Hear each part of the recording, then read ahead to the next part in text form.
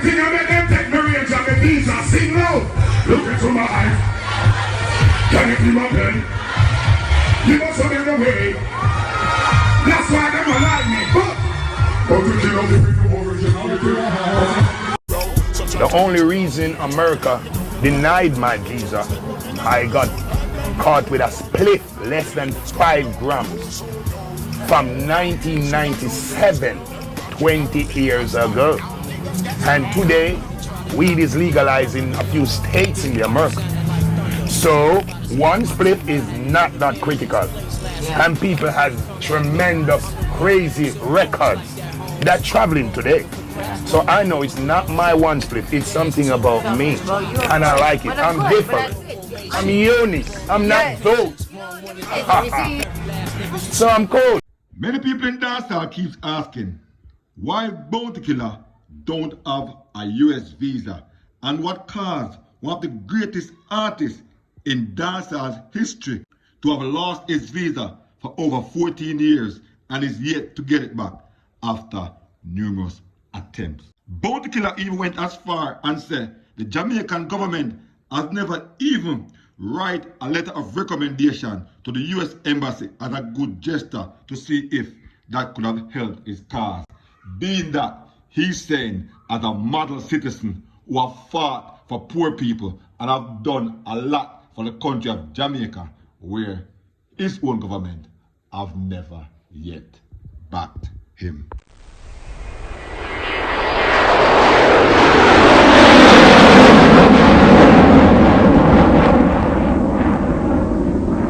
Bless up, and welcome back to Entourage Dancer Review. If you're new over here, please consider subscribing. Turn on your post notification bell so whenever I make a new upload, you can be the first to be notified. In this one, we'll talk about Bounty Killer and him losing his visa. What might have caused him to lose his visa and what he has done prior to losing his visa.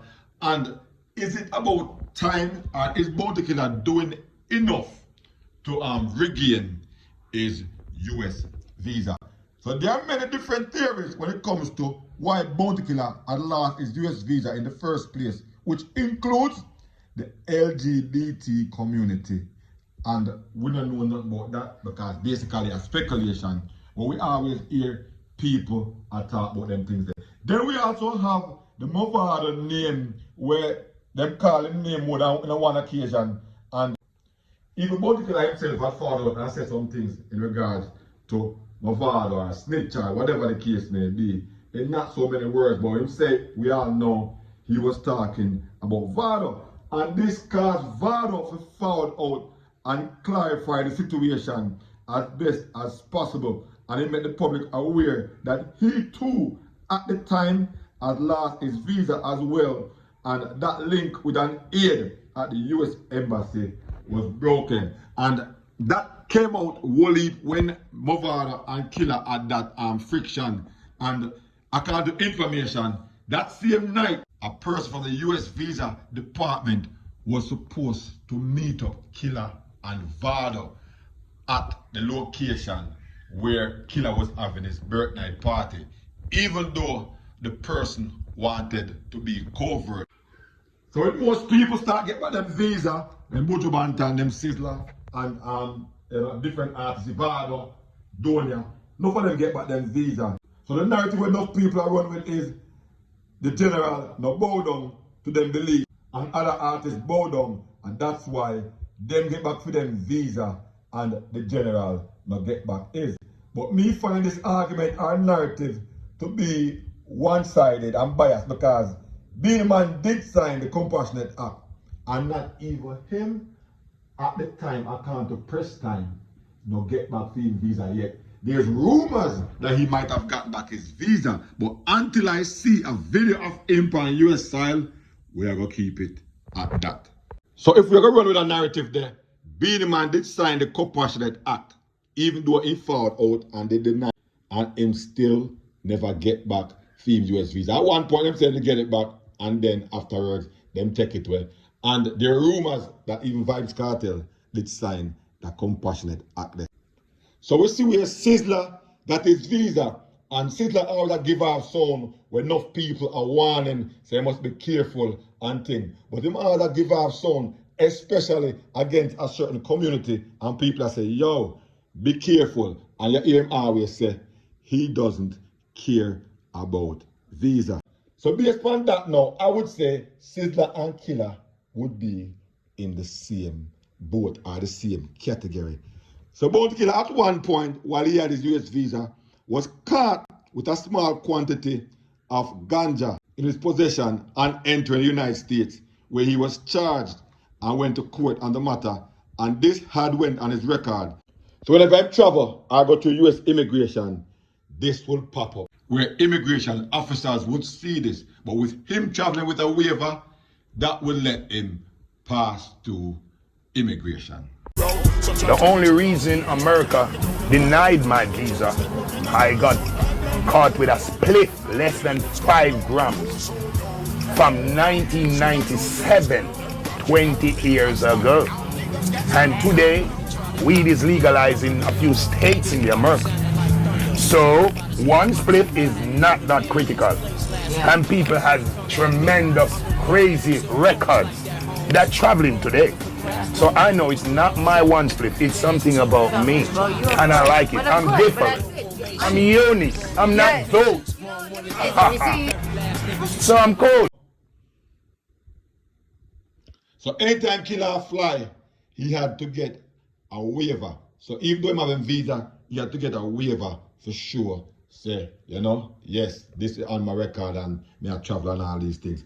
This at the time, and still is, even though enough states have, you know, go ahead and legalize the use of marijuana where you can carry a certain amount, but it is still illegal for someone to bring it on a plane, or especially if you bring it internationally, even though that quantity would not be a criminal matter, but to bring it across is still criminal or a misdemeanor. This was at the time a misdemeanor because I guess Killer was bringing it internationally, so that was kind of a problem. So throughout that time, Bounty Killer was able to keep his US visa until a standoff with US government and Jamaica in 2010, where 5 dancehall artists or 5 dancehall entertainers, Ricky Trooper, Bounty Killer, Mavado, Beenie Man, and also Idonia, the whole of them lose them visa at one point. And the embassy gave off a word saying this was a matter of security, and the US embassy response was they do not have to give any individual explanation. Several Jamaican dancehall artists have had their US visas cancelled in recent weeks, leading to concerns among the reggae community that it is suffering because of a dispute between the two countries. There have been unprecedented en masse cancellation of US visas belonging to 5 popular Jamaican dancehall entertainers. The Fraud Prevention Division of the United States Embassy in Kingston, Jamaica, initiated procedures to retract visas belonging to Beenie Man, Moses Anthony Davis, Bounty Killer, Rodney Bassel Price, Mavado, David Constantine Brooks, Idonia, Sheldon Ricardo Aitana Lawrence, and sound system selector Ricky Trooper Garfield Augustus McCoy. The embassy issued a directive to all airlines operating flights to the US from Jamaica, stating that the aforementioned artists were barred from boarding any US-bound aircraft. That abrupt action follows the surprising revocation of the visa belonging to prominent Jamaican businessman Wayne Chen, a longtime associate of Jamaica's Prime Minister Bruce Golding and a frequent visitor to the US.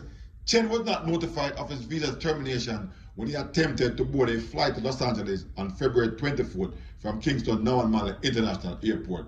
The unexpected spike in annulment of US visas belonging to Jamaican citizens is widely speculated to stem from an intensifying dispute between the two countries due to Golding's unwillingness to extradite Christopher Dulles Cook, who faces multiple drug distribution and firearm trafficking charges in the US.